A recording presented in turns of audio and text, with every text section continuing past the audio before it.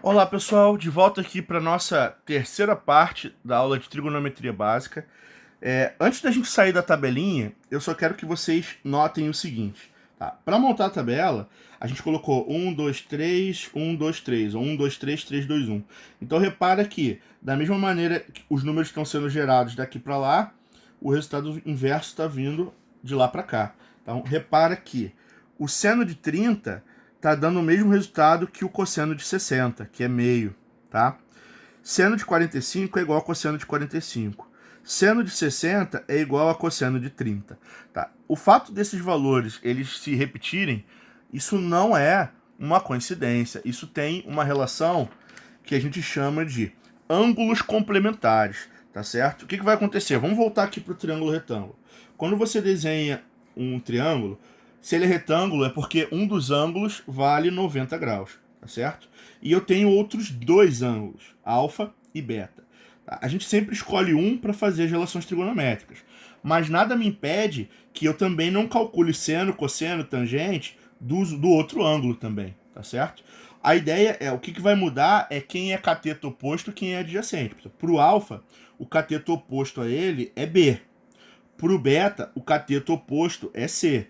Então, isso vai mudar. Porém, o que acontece? Como a soma dos ângulos tem que ser 180 e um deles já é 90, significa que a soma desses dois tem que dar 90. Isso em matemática cai num conceito chamado de complementar. Dois ângulos são complementares quando eles somam 90 graus, tá? Então eu posso dizer também que o beta ele é igual a 90, tá? Menos o alfa, que vai para o lado de lá. Tá? Então, dois ângulos eles são complementares, é porque um vale alfa e o outro vale 90 menos alfa, tá? Porque a soma deles tem que dar 90. Tá? Esses ângulos eles são chamados de complementares, tá? O que acontece em trigonometria quando eu estou trabalhando com seno e cosseno de dois ângulos complementares? Olha que interessante. Tá? Primeiro, vamos calcular aqui quem é o seno de alfa. Tá? O seno é o cateto oposto sobre a hipotenusa. O cosseno de alfa é o cateto adjacente sobre a hipotenusa. A tangente de alfa é o cateto oposto sobre o cateto adjacente. Tá? Agora, e se eu for olhar do ponto de vista do ângulo beta? Tá? O ângulo beta, o seno, é o cateto oposto, que vai ser C, sobre a hipotenusa. Tá? E o cosseno desse beta é o cateto adjacente a ele sobre a hipotenusa. E a tangente de beta é o cateto oposto sobre o cateto adjacente. Então, se vocês pararem para reparar, existe uma ligação, tá certo? Olha só aqui, ó.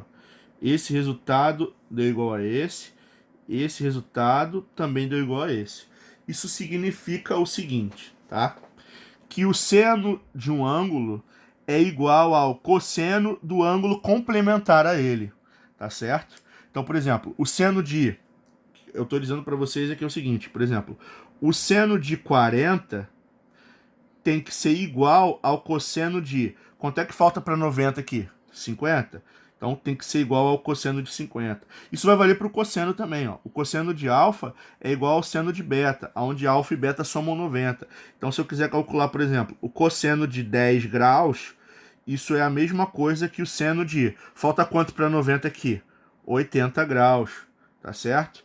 Então isso pode ser usado para resolver alguns exercícios também. Tá? Na prática, a gente diz o seguinte, que 90 menos alfa é o complemento de alfa, tá? Então a gente diz que seno de 90 menos alfa é igual ao cosseno de alfa, porque esses dois ângulos são complementares. Cosseno de 90 menos alfa é igual a seno de alfa, tá? E no caso da tangente, a tangente tem uma relação legal, olha só. Tangente de alfa, B sobre C. Tangente de beta, C sobre B. Eles não são iguais, mas eles estão o quê? Eles estão... Quando eu venho daqui para cá, eu percebo que isso aqui está invertido. Tá? Quem é o inverso da tangente? É a cotangente. Tá certo? Então a gente pode falar que a tangente de 90 menos alfa é igual a cotangente de alfa. Tá? Então, se eu quiser mudar um ângulo pela tangente, eu tenho que virar para cotangente. Então, se eu perguntar para você assim, quem é tangente de 30? Eu posso trocar a cotangente por cotangente e o 30 para o complemento dele, que é igual a 60. Tá certo? Então, essa é a relação que a gente tem, que a gente chama de ângulos complementares. E a gente pode usar para resolver alguns exercícios, tá? Bom, agora, para a gente poder fechar essa parte básica, a gente tem que entender o seguinte, tá? Quais são as medidas angulares possíveis, tá? Quais são as unidades de referência? Existem duas unidades básicas que a gente consegue medir ângulos, tá? Que são em graus e radianos, tá? O que significa grau? Por definição, 1 grau equivale a 1/360 do ângulo central de um círculo. Sendo que um círculo, para dar uma volta completa, ele percorre 360 graus, tá? Então, se eu pegar uma volta completa e dividir em 360 partes, cada fatiazinha dessa corresponde a um ângulo de 1 grau, ou seja, né, 1/360 da volta completa. Por que a gente está dividindo por 360 e não está dividindo por 300 ou por 100 ou por 500? É porque 360 ele é um dos números que tem mais divisores diferentes, inteiros possíveis, menor que 500. Então, ele é um número que eu consigo dividir um círculo completo em mais ângulos inteiros fracionários possível. E aí isso faz com que 360 seja um número vantajoso, principalmente para a época que ele foi desenvolvido, que era uma época que não tinha calculadora nem uso computacional, né? E a gente precisava trabalhar com os ângulos na mão. Tá? Então, 360 é uma unidade de divisão que me permite uma quantidade muito grande de ângulos, de pedaços inteiros possíveis diferentes, tá certo? Por outro lado, 1 grau, tá? Se eu quiser calcular quanto é que vale 1 grau em radiano, né, ou qual é a relação entre grau e radiano, eu preciso entender a definição, tá? A definição é a seguinte: um ângulo alfa medido em radiano representa o comprimento do arco que esse ângulo enxerga, dividido pelo comprimento do raio da circunferência. Então, imagine que você tem uma circunferência, tá, de raio R. E eu vou desenhar aqui um setor circular, uma fatia de pizza, tá? Cujo ângulo é alfa. Então, a medida desse ângulo em radiano é o quê? É a divisão desse comprimento pelo raio da circunferência, tá certo? Tá? É até legal pensar o seguinte: o que significa, por definição, 1 radiano, né? 1 radiano equivale a você pegar uma fatia de pizza que tem raio R e cujo comprimento da circunferência também é R, tá certo? Então, isso vale 1 radiano. 1 radiano é o ângulo de uma circunferência de raio R cujo comprimento da circunferência também mede R. Porque para calcular esse cara, tem que ser esse comprimento dividido por esse raio. R dividido por R vai dar 1, tá?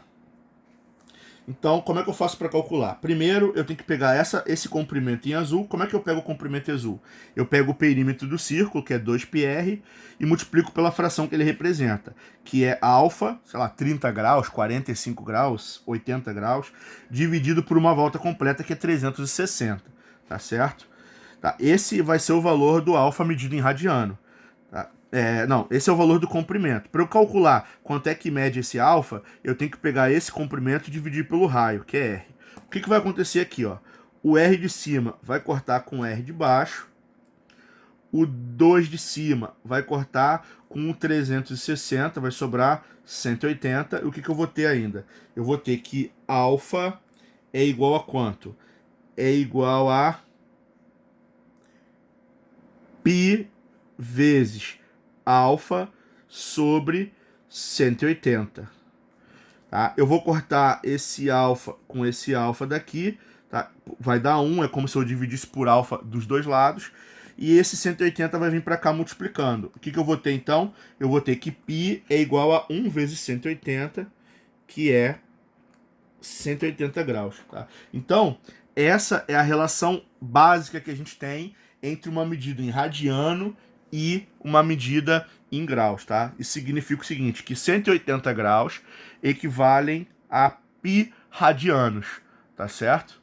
E a gente tem que usar isso para aprender a converter de um lado para o outro, tá certo? Então vamos lá. Como é que a gente faz para... Primeiro exemplo, como é que a gente converte um ângulo que está em radiano, quanto é que vale π sobre 3 em graus, certo? Então é bem fácil, basta você trocar o π por 180, porque um equivale ao outro. Eu não posso esquecer que π equivale a 180 graus. Essa medida em radiano é igual a essa medida em graus. Então eu vou trocar aqui. Isso vai dar 180 sobre 3, que é igual a 60 graus. Então π sobre 3 equivale a 60 graus. Tá? 2π sobre 9. Então eu vou trocar. Vai ficar 2 vezes 180 sobre 9. Tá? Isso vai dar 2 vezes 180 sobre 9 é 20. Então, significa que 2π sobre 9 vale 40 graus. Tá? Quanto é que vale 5π sobre 12 em graus? Eu vou trocar o π por 180. Vai ficar 5 vezes 180 sobre 12. Tá? Eu vou dividir aqui, ó, 180 e 12. Se eu dividir, vamos ver, 180 por 3 dá 60, 60 por 4 vai dar 15, certo? Então, 180 por 12 é 15 graus. 5 vezes 15, isso equivale a 75 graus. É 5π sobre 12, ok? Quanto é que é 11π sobre 6? Eu vou trocar o π por 180, tá certo? E eu vou calcular. O 11 eu vou multiplicar já já. 180 sobre 6 é 30. Então, 11 vezes 30 é igual a 330. Ok? 10π sobre 15. Então, eu vou substituir. Vai dar 10 vezes 180 sobre 15. Como é que eu divido 180 por 15? Vamos lá. Primeiro, divide por 3. Vai dar 60. Depois, divide por 5. Vai dar 12. Então, isso aqui é igual a 10 vezes 12 graus, que é igual a 120 graus. Pessoal, então é isso. É assim que a gente faz para calcular ângulos, para converter ângulos que estão em radianos para graus. Certo? Beleza. No próximo vídeo eu vou explicar como que a gente faz a conversão contrária também.